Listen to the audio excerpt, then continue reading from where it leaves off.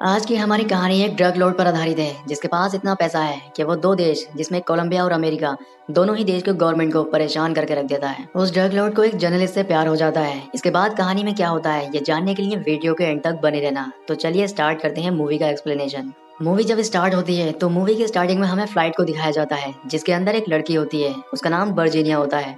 Virginia Colombia की एक journalist और टीवी एंकर होती है। वर्जीनिया को अमेरिकन ड्रग्स एनफोर्समेंट एजेंसी यानी डीईए के लोग एक सेफ जगह लेकर जा रहे होते हैं। इसके बाद हमें डीईए के चीफ को दिखाया जाता है जिसका नाम नेमर होता है। नेमर वर्जीनिया से कहता है कि तुम्हें डरने की कोई जरूरत नहीं है, अब पॉब्लो तुम्हारा कुछ नहीं कर पाएगा। नेमर की बात सुनकर वर्जीनिया हंसने लगती है क्योंकि उसको पता है कि पॉब्लो एक काफी खतरनाक इंसान है। वो पॉब्लो नहीं है जिससे वो पहली बार मिली थी। वो अब एक नॉर्मल इंसान नहीं है बल्कि एक मर्डरर है जिसके पीछे कई देशों की पुलिस पड़ी है। वो नेमार से कहती है कि उसका नेटवर्क काफी बड़ा है, आज नहीं तो कल उसके लोग मुझे ढूंढ लेंगे और मुझे जान से मार देंगे। इसके बाद वर्जीनिया वो सारी बातें सोचने लग जाती है जब वो पहली बार पॉब्लो से मिली थी। अब हमें 1980 का वो वक्त दिखाया जाता है जब वर्जीनिया पॉब्लो से पहली बार मिलने के लिए उसके घर जाती है। दरअसल वो एक पार्टी में जा रही होती है और उसके साथ कई सारे पत्रकार भी होते हैं।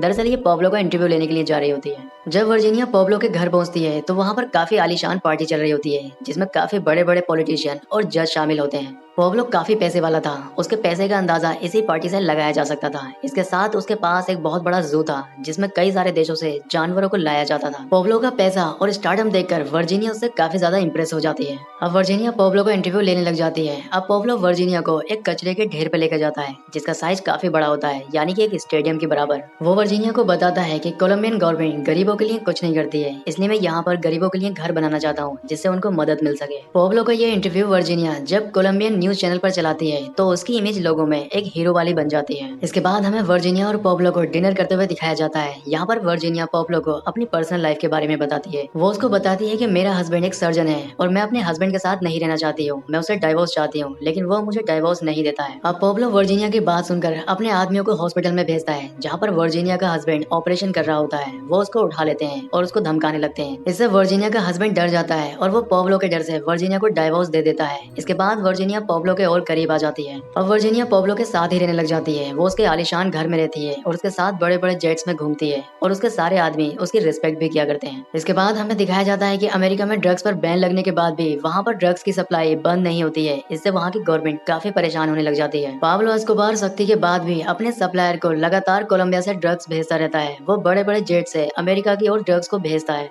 इससे परेशान होकर अमेरिकन प्रेसिडेंट अपनी वाइफ के साथ टीवी पर आकर एक अनाउंसमेंट करते हैं जिसमें वो ड्रग्स कार्टेल को सख्ती के साथ रोकने की बात करते हैं। इसके बाद हमें दिखाया जाता है कि अमेरिकन गवर्नमेंट कोलंबियन गवर्नमेंट के साथ एक समझौता करती है। इस समझौते में ये तय होता है कि अमेरिकन के ड्रग्स इन्फोर्समेंट एजेंसी यानी डीए के एजेंट कोलंबिया जाकर वहाँ के ड्रग कार्टेल को पकड़कर अमेरिका लेकर आएंगे और उनको अमेरिका की जेलों में ही बंद किया जाएगा। कोलंबियन ड्रग्स कार्टेल को अमेरिका की जेलों में बंद करने का यही कारण था कि कोलंबिया की सरकार उन पर कंट्रोल नहीं कर पाती थी और वहाँ के जज भी उनके खिलाफ कोई फैसला नहीं सुना पाते थे। इसके बाद हमें अमेरिका की दो एजेंसी जिसमें एक और एफबीआई के चीफ और दूसरी ओर डीईए के चीफ नेमार को दिखाया जाता है। ये दोनों ही कोलंबिया आकर यहाँ के ड्रग कार्टेल को तोड़ने वाले हैं। ये बात जब पाब्लो और उसके और साथियों को पता चलती है तो वो काफी डर जाते हैं। वो कहते हैं कि हम कोलंबिया की सरकार और यहाँ की पुलिस पर कंट्रोल कर सकते हैं, लेकिन हम अमेरिका की पुलिस और वहाँ की गवर्नमेंट पर कंट्रोल नहीं कर सकते। अगर अमेरिकन कोर्ट हमें सजा सुनाती है तो हम काफी सालों के लिए जेल में चले जाएंगे। इसके लिए पाब्लो के दिमाग में एक आइडिया आता है। वो कहता है कि अगर हम कोलंबिया सरकार को ये अपने अंडर में ले लें, यानी कि हम गवर्नमेंट के अंदर किसी पद पर चले जाएं, तो हम इस समझौते को तोड़ सकते हैं। इसके लिए पाब्लो पॉलिटिक्स में आने का फैसला करता है जिससे वो पॉलिटिक्स में आने के बाद कोलंबिया के पार्लियामेंट में जाकर अमेरिका के साथ हुए समझौते को तोड़ सके। अब पाब्लो अपने पैसे और ताकत का इस्तेमाल करके सभी पार्टी के दलों को खरीदने की कोशिश करता है और वो ऐसा कर भी लेता है। इसके बाद पाब्लो कोलंबिया की सरकार में अपना एक मंत्री पद बना लेता है और वो ऐसा करके कोलंबिया के पार्लियामेंट में चला जाता है। लेकिन पार्लियामेंट में जाने के बाद वहाँ के मिनिस्टर उसके साथ अच्छे से बात नहीं करते हैं क्योंकि वो सभी लोग अच्छे से जानते हैं कि पाब्लो ने पार्लियामेंट की ये सीट पैसे और बल के दम पर जीती है। क्योंकि पाब्लो एक बहुत बड़ा ड्रग्स स्मगलर है और किसी भी ड्रग्स स्मगलर के लिए पार्लियामेंट की सीट को जीतना यहाँ की गवर्नमेंट के लिए काफी शर्म की बात है। पाब्लो अपना बचाव करते हुए पार्लियामेंट में खड़े होकर एक स्पीच देता है। वो कहता है कि कोई भी कोलंबिया का जज मेरे खिलाफ कोई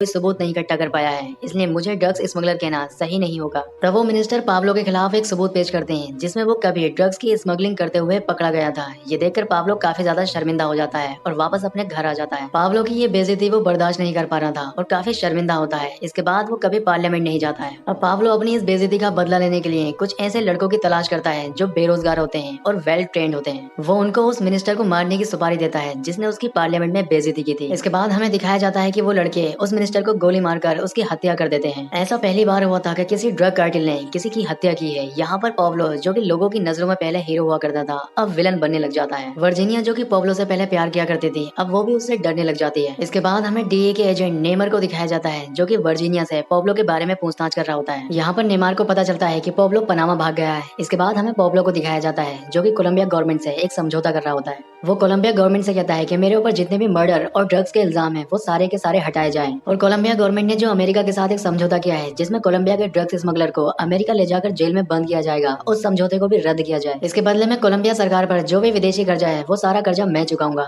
लेकिन कोलंबिया सरकार उसकी ये सारी शर्तें मानने से मना कर देती है जिस पर पाब्लो को काफी गुस्सा आता है। अब पाब्लो कोलंबिया सरकार से बदला लेने के लिए कोलंबिया के हर एक आम नागरिक के हाथ में बंदूक पकड़ा देता है जिससे वो पूरे देश में हमला करने लग जाते हैं। और इन लोगों का मेन टारगेट पुलिस और कोलंबिया की आर्मी होती है। इस हमले में बहुत सारे बेगुनाह लोगों की भी जान जाती है। अब कोलंबिया की आर्मी और वहाँ की पुलिस भी अपने आप को बचाने के लिए उन पर हमला करती है और उस हमले में बहुत सारे बेगुनाह लोग मारे जाते हैं। ये हमला धीरे धीरे इतना बढ़ने लग जाता है कि पाब्लो कोलंबिया की एक एयरलाइंस पर भी हमला करता है जिसमें 107 लोगों की जान चली जाती है। इसके बाद पाब्लो एक बिल्डिंग पर हमला करवाता है जिसमें कई सौ लोगों की जान चली जाती है। ये हमले धीरे धीरे बढ़ते ही चले जा रहे थे। कोलंबिया गवर्नमेंट इससे परेशान हो जाती है और वो पाब्लो की सारी शर्तें मानने के लिए तैयार हो जाती है क्योंकि उसके देश के बेगुनाह लोगों की जान जा रही थी। अब पाब्लो कोलंबिया गवर्नमेंट के सामने अपनी शर्तों को रखता है जिसमें वो कहता है कि अमेरिका उसके ऊपर कोई भी कानून लागू नहीं करेगा। अपने आप को कानून के हवाले करने के बाद वो अपनी सारी सजा कोलंबिया में ही काटेगा और जिस जेल में वो रहेगा उसको वो खुद ही डिजाइन करेगा। इसके बाद हमें पाब्लो की जेल को दिखाया जाता है जो कि किसी होटल से कम नहीं है जिसमें सारी फैसिलिटीज होती हैं। इस जेल के अंदर उसकी लग्जरी लाइफ की सारी चीजें मौजूद होती हैं। यहाँ पर उसका ऑफिस भी होता है जहाँ से वो अपने ड्रग्स का बिजनेस को डील करता है। कोलंबिया गवर्नमेंट को लगता है कि पाब्लो के अरेस्ट होने के बाद अब सारा ड्रग्स का बिजनेस बंद हो जाएगा, लेकिन ऐसा नहीं होता है। आगे हमें वर्जीनिया को दिखाया जाता है जिसकी मुश्किलें काफी बढ़ चुकी थी क्योंकि पाब्लो एस्कोबार के साथ रिलेशन में रहने के बाद वो काफी बदनाम हो चुकी थी और जिस न्यूज चैनल पर वो काम किया करते थे वहाँ से उसको निकाल दिया जाता है। अब वर्जीनिया को अपना गुजारा करने के लिए अपनी ज्वेलरी तक बेचनी पड़ती है क्योंकि पाब्लो एस्कोबार जेल में जाने के बाद उस पर ध्यान नहीं देता है, इसलिए उसकी हालत ऐसी हो जाती है। एक दिन हमें दिखाया जाता है कि वर्जीनिया पाब्लो से मिलने जेल के अंदर जाती है। वर्जीनिया पाब्लो से कुछ पैसे मांगती है जिससे वो यूरोप जा सके, लेकिन पाब्लो उसको पैसे देने से मना कर देता है। यहाँ पर वर्जीनिया पाब्लो से कहती है कि मैं तुम्हारे साथ इतने सालों से लिविंग रिलेशनशिप में रह रही हूँ, इसलिए मैं तुम्हारी बीवी की तरह ही हूँ। वो अपनी तुलना उसकी बीवी से करती है जिस पर पाब्लो को गुस्सा आ जाता है और वो उसको वहाँ से भगा देता है। आगे हमें दिखाया जाता है कि जेल के अंदर कुछ अफवाहें उड़ने लगती हैं जिसमें पता चलता है कि पाब्लो के कुछ पार्टनर उसके साथ गद्दारी कर रहे हैं। जब पाब्लो के वो पार्टनर जेल के अंदर उससे मीटिंग करने के लिए आते हैं तो पाब्लो उनको मरवा देता है। वो उनको काफी बुरी तरह से मरवाता है। अब जेल के अंदर किसी की इतनी बुरी तरह से हत्या होना ये कोलंबिया सरकार के लिए शर्म की बात होती है, पूरी दुनिया में उसका मजाक बनता है। अब हमें कोलंबिया आर्मी को दिखाया जाता है जो कि पाब्लो और उसके साथियों को आर्मी की जेल में ले जाने के लिए आते हैं, लेकिन वो लोग वहाँ से भाग चुके थे। अब कोलंबिया की गवर्नमेंट पाब्लो के सभी दुश्मनों को जेल से रिहा कर देती है जिससे वो पाब्लो को आसानी से पकड़ सके।